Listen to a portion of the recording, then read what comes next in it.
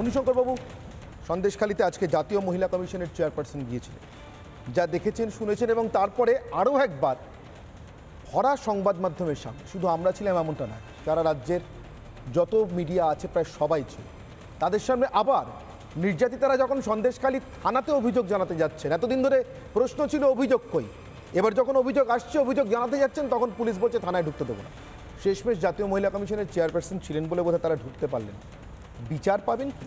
এটা পুলিশ না উর্দিধারী তৃণমূল? মণিশঙ্করবাবু, না, আই ফেল টু আন্ডারস্ট্যান্ড মানে একটা জিনিস, আমি এই যে নির্যাতন যে বলছি যে এত এত এত ঘটনা দেখালেন, এগুলো আমি তীব্র নিন্দা করছি এবং আগেও করেছি, এখনও করছি। অত্যাচারিত যারা হয়েছেন তারা সত্যি সত্যি যারা করেছেন তারা উপযুক্ত শাস্তি পাক। কিন্তু যখন প্রতিদিন যাচ্ছে একটা করে নতুন এপিসোড চলে আসছে, মানে প্রথম হলো শাহজাহানকে ধরতে হবে, তারপরে শুনলাম উত্তম নাসিবু, তারপরে বললো মুখ্যমন্ত্রী প্রশ্রয় আছে, 144 দ্বারা উঠে যাচ্ছে, এখন আবার শুনছি যে পুলিশের উর্দিধারী, তারপরে তারা বলছেন না আমরা এখনো মুক্তি পাইনি, আমাদের রাষ্ট্রপতি শাসন যতক্ষণ না হচ্ছে হবে না। কিছুক্ষণ আগে আমি গাড়িতে আস্তে আস্তে একটা দেখছিলাম টিভিতে, আপনাদেরই একজন সাংবাদিক প্রশ্ন করছিলেন একজনকে যে এই তো হাইকোর্টের অর্ডার হয়ে গেছে, কালকে শুভেন্দু আসছে, আপনারা কি বলবেন? বলে হ্যাঁ, তিনি আগেও একদিন এসেছিলেন, অসুস্থ হয়ে গেছিলেন, তারপরে হসপিটালে চলে গেছিলেন, উনি আবার আসুন। তার মানে সুকান্ত না শুভেন্দু, যাহা সুকান্ত তাহাই শুভেন্দু, মানে তাদের কোনো ঠিক নেই যে কে আসছেন কে না আসছেন। এখন শুভেন্দু অধিকারী হাইকোর্টের অর্ডার পেয়ে গেছেন, মনে হচ্ছে যে কি একটা শুভেন্দু অধিকারীকে কে আটকে ছিল।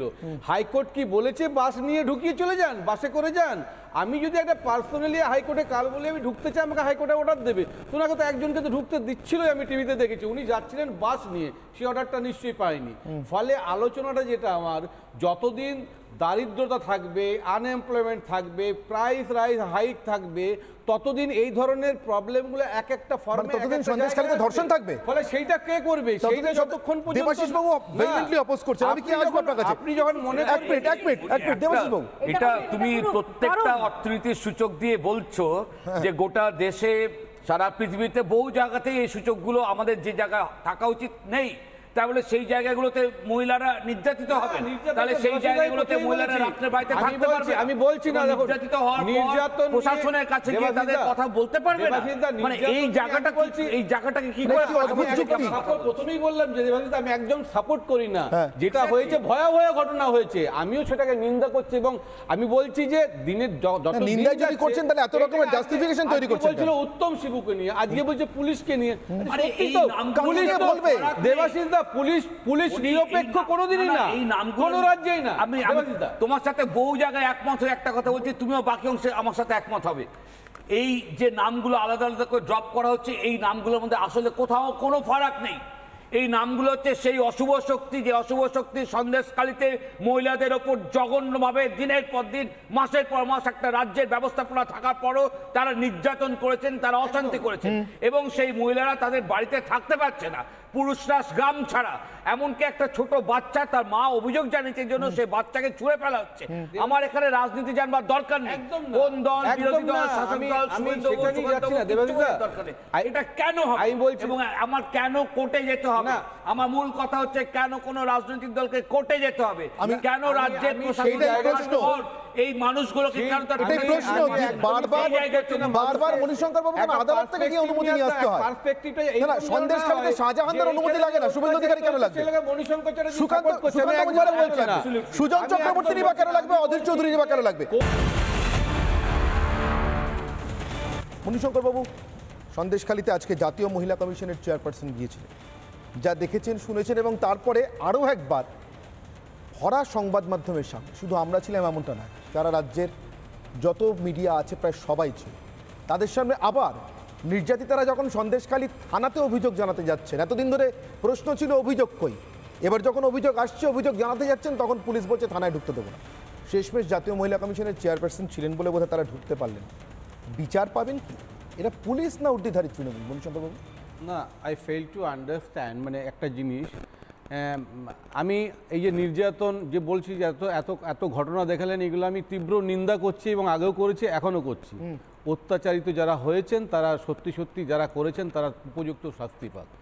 কিন্তু যখন প্রতিদিন যাচ্ছে একটা করে নতুন এপিসোড চলে আসছে, মানে প্রথম হলো শাহজাহানকে ধরতে হবে, তারপরে শুনলাম উত্তম নাসিবু, তারপরে বললো মুখ্যমন্ত্রীর প্রশ্রয় আছে। 144 দ্বারা উঠে যাচ্ছে, এখন আবার শুনছি যে পুলিশের উর্দিধারী, তারপরে তারা বলছেন না আমরা এখনো মুক্তি পাইনি, আমাদের রাষ্ট্রপতি শাসন যতক্ষণ না হচ্ছে হবে না। কিছুক্ষণ আগে আমি গাড়িতে আস্তে আস্তে একটা দেখছিলাম টিভিতে, আপনাদেরই একজন সাংবাদিক প্রশ্ন করছিলেন একজনকে যে এই তো হাইকোর্টের অর্ডার হয়ে গেছে, কালকে শুভেন্দু আসছে, আপনারা কি বলবেন? বলে হ্যাঁ, তিনি আগেও একদিন এসেছিলেন, অসুস্থ হয়ে গেছিলেন, তারপরে হসপিটালে চলে গেছিলেন, উনি আবার আসুন। তার মানে সুকান্ত না শুভেন্দু, যাহা সুকান্ত তাহাই শুভেন্দু, মানে তাদের কোনো ঠিক নেই যে কে আসছেন কে না আসছেন। এখন শুভেন্দু অধিকারী হাইকোর্টের অর্ডার পেয়ে গেছেন, মনে হচ্ছে যে কি একটা শুভেন্দু অধিকারী কে আটকে ছিল। হাইকোর্ট কি বলেছে বাস নিয়ে ঢুকিয়ে চলে যান, বাসে করে যান? আমি যদি একটা পার্সোনালি হাইকোর্টে কাল বলে আমি ঢুকতে চাই, আমাকে হাইকোর্টে অর্ডার দেবে?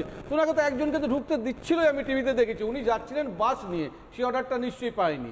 ফলে আলোচনাটা যেটা আমার, যতদিন দারিদ্রতা থাকবে, আনএমপ্লয়মেন্ট থাকবে, প্রাইস রাইজ হাইক থাকবে, ততদিন এই ধরনের প্রবলেমগুলো এক একটা ফর্মে ততদিন সন্দেশখালীতে ধর্ষণ থাকবে। ফলে সেইটা কে করবে? সেইটা যতক্ষণ পর্যন্ত দেবাশিস বাবু ভেহেমেন্টলি অপোজ করছেন। আমি কি আসবো আপনার কাছে? আপনি যখন মনে এক মিনিট দেবাশিস বাবু, এটা তুমি প্রত্যেকটা অর্থনীতির সূচক দিয়ে বলছো যে গোটা দেশে সারা পৃথিবীতে বহু জায়গাতেই এই সূচকগুলো আমাদের যে জায়গা থাকা উচিত নেই, তাহলে সেই জায়গাগুলোতে মহিলারা নির্যাতিত হবে, তাহলে সেই জায়গাগুলোতে মহিলারা রাত্রে বাড়িতে থাকতে পারবে। আমি বলছি না, নির্যাতিত হওয়ার পর প্রশাসনের কাছে গিয়ে তাদের কথা বলতে পারবে না, মানে এই জায়গাটাকে কি করে?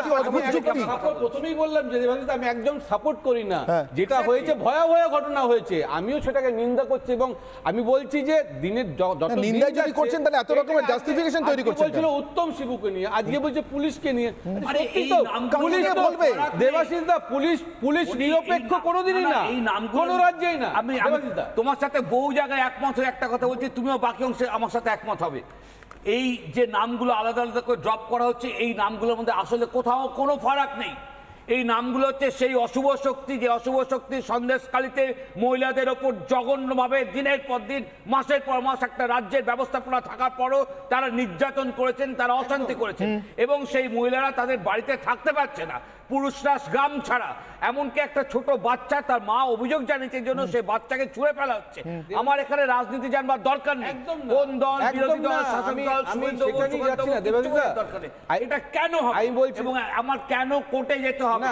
আমার মূল কথা হচ্ছে কেন কোন রাজনৈতিক দলকে কোর্টে যেতে হবে, কেন রাজ্যের এই মানুষগুলোকে কেন তার প্রশ্ন বারবার মণিশঙ্কর বাবু কেন আদালত থেকে গিয়ে অনুমতি নিয়ে আসতে হয়?